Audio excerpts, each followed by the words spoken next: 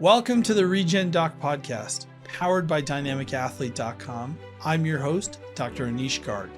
I'm Yale trained, Andrews trained, and a two-sport U.S. national team doctor here to help you make sense of regenerative medicine. Rotator cuff. Should you actually have that surgery? Your surgeon says the rotator cuff is torn, and it's time to schedule that repair. Here's what I learned during my fellowship at Andrews, one of the top sports medicine programs in the world. It's knowing the difference between who actually needs surgery and who doesn't. There are a lot of people that don't need surgery just for a torn rotator cuff, and we're going to talk about which camp you're in. Let's get into it. My MRI shows a rotator cuff tear. My surgeon says I need surgery. Is there anything else I should try first? I think the gap here is that partial tears and even some full thickness tears can be healed and become asymptomatic without the need for surgery. Think about what I just said here, right? So it's pretty scary when somebody says, you've got a torn rotator cuff. And they go, oh my gosh, what do I do here? Right? And if you only know PT, injection, surgery, you're like, well, I don't know if I can PT my way through this. I don't know if an injection is going to help me.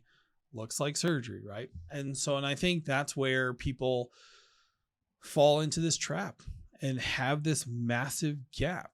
So just because you have a rotator cuff tear on MRI doesn't mean you need surgery. Nobody explains the difference between a structural tear and the function and what the problem is.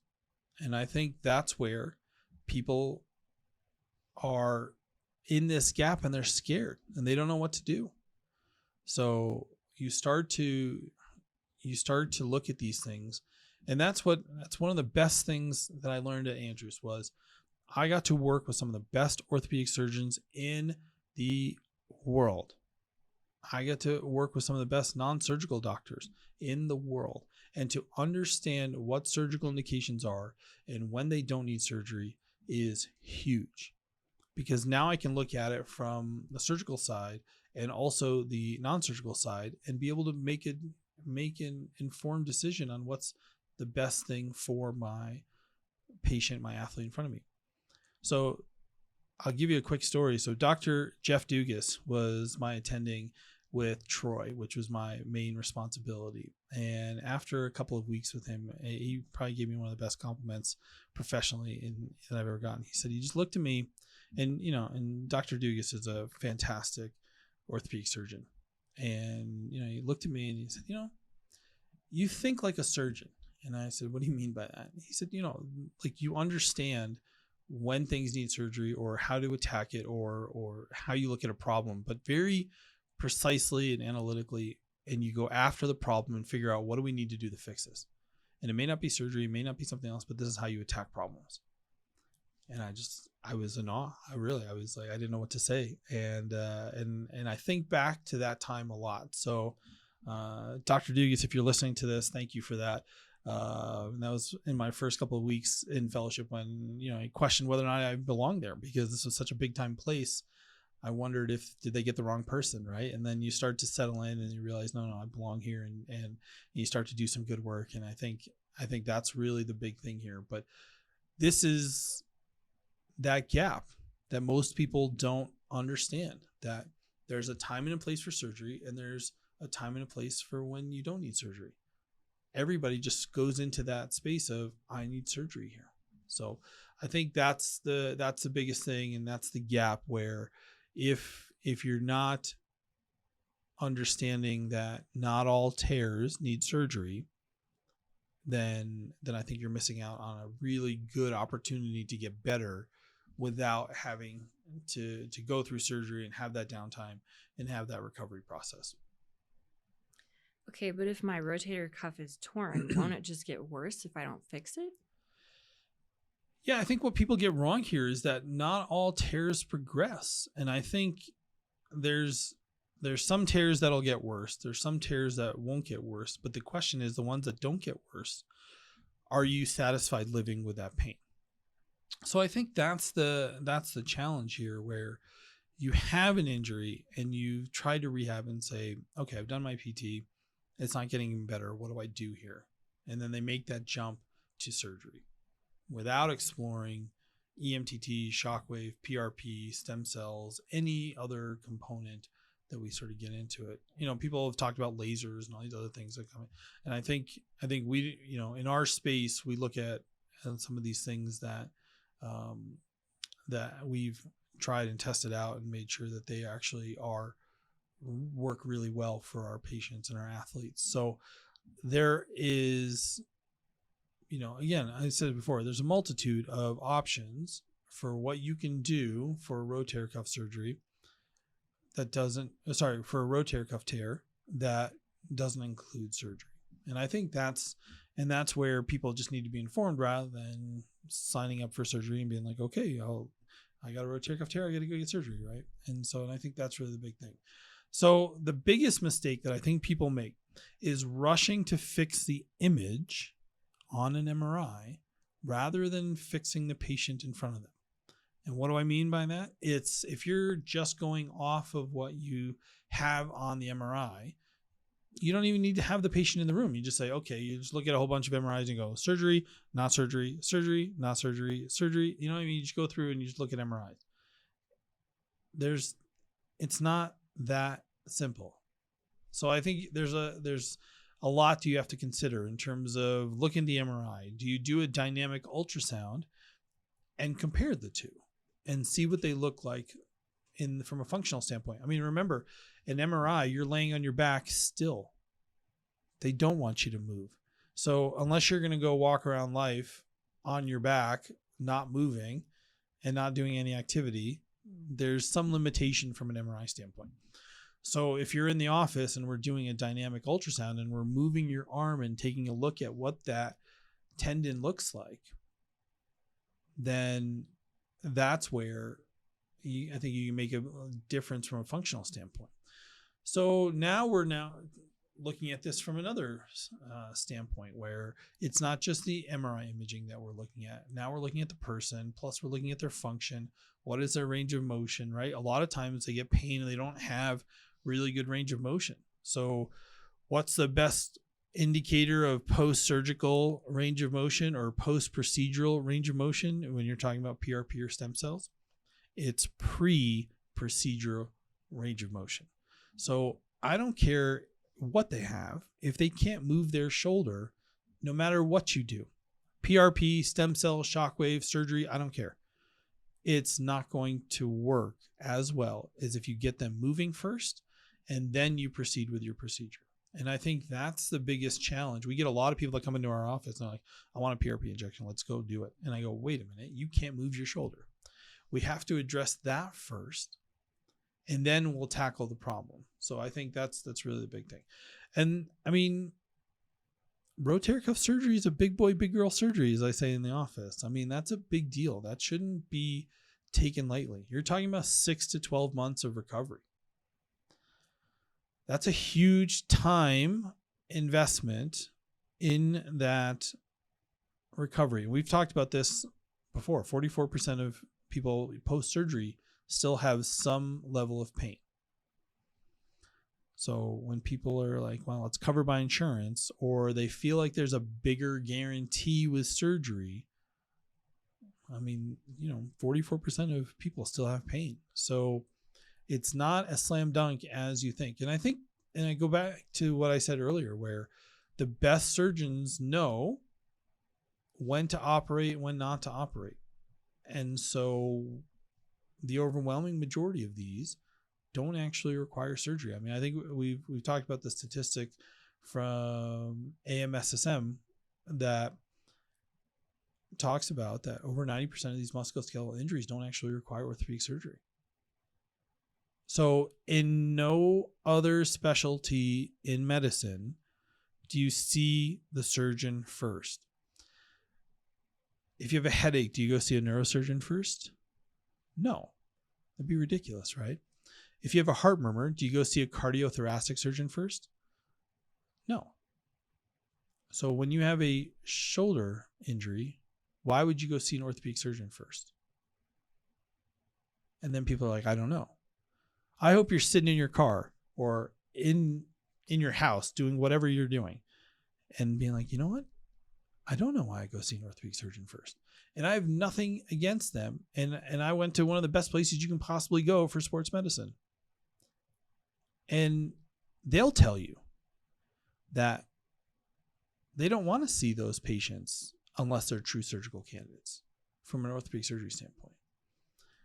They want to see surgical cases. They want to do what they've been trained to do. And I think that's where it's so backwards in orthopedics that that's the default. And I think it's a systemic problem. I think it's an educational problem. I think the primary care physicians and physical therapists and whoever don't know about these options. So then they don't know what else to do. So then they say, okay, well, just send you to the surgeon and let them figure it out. And then see if you're a surgery candidate first and then back into a non-surgical option. That seems backwards to me. And so that's why we've created this. And I think if any of this resonates with you, I think go to dynamicathlete.com, read about it and see what the options are and make an informed decision, because in no other specialty in medicine do you see the surgeon first, except for the world of sports and orthopedics. And I think there's a big shift out of that. I read recently that there's a college program that actually has only non-surgical sports medicine physicians as their team doctors. And if they need surgery, they get referred out, which, is a really interesting take in terms of what to do in those situations. And so, look, I think for me, it's the most unbiased opinion in that regard because of where I did my training and where I did it and how much respect I have for those guys. And, I can list all of them. Right. And I certainly don't want to forget everybody. It's a long list. And,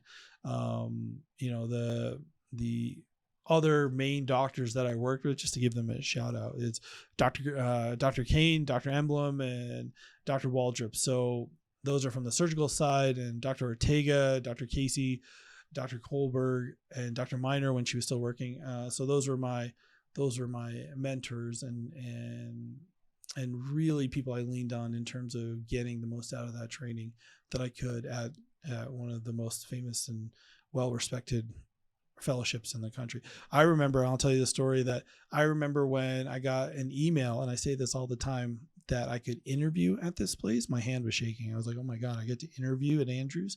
This is awesome. And then I ended up matching there, and it just blew my mind. So you can imagine how much you learn at a place like that. And so I think that served me really well.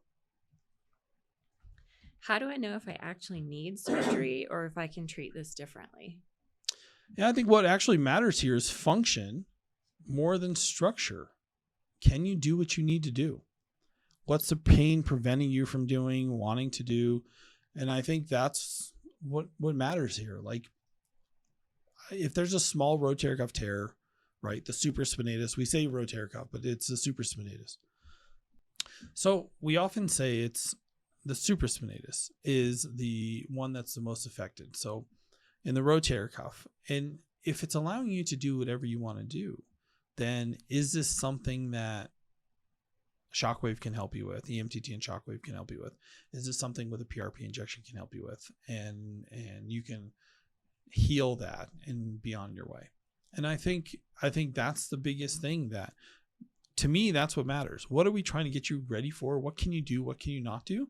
And what do you want to do? So that way you don't have to augment your life around this injury. And I think that's really the big thing.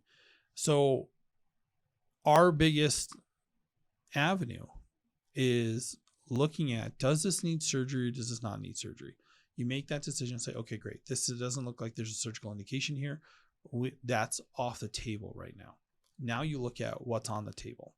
So then you look at, well, do I go this traditional PT route only, or do I augment and again, buy back time by using EMTT and Shockwave with PRP or stem cells in that combination? And now you're looking at a faster recovery rather than 6 to 12 months, right? What if you're back in 3 months? What if you start to regain a lot of that function at 6 weeks? We are buying back time with regenerative medicine. how much you hear about biohacking and longevity and all sorts of stuff. You can look at regenerative medicine as a longevity biohack for your injuries. And that to me is super valuable. Is I'm buying back time so you can be active, right? We are collectively making a decision, right? This isn't a dictatorship. You don't come in the office and I just say, here's what we're doing. Here's how we got to do it. I give you options and we say, what do you want to do? And here's the benefits of this. Here's the benefits of this. Here's the downside of this. Here's the downside of this. So then you tell me what you want. And then we kind of make that decision together. But ultimately it's yours. And so I think having that autonomy is super important.